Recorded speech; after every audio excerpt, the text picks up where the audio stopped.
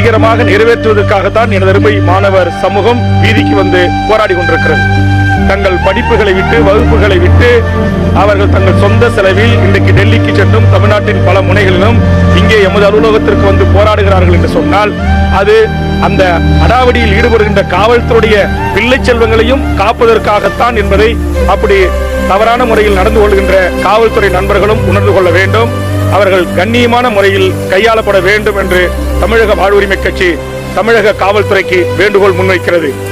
ஆட்சிகள் மாறலாம், அதிகாரங்கள் மாறலாம், ஆனால் ஓய்வு பெறுகின்ற வரையில் அதிகாரிகளாக இருக்கின்ற எனது அருமை காவல்துறை அதிகாரிகள் சற்று மனச்சாட்சியோடு நடந்து கொள்ள வேண்டும்.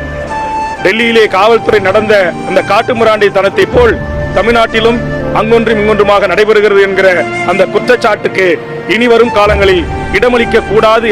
மாணவர்களுடைய ஜனநாயக உரிமை போராடுவது, அதைத்தான் எல்லா ஆட்சி காலத்திலும் மாணவர்கள் போராடி இருக்கிறார்கள்.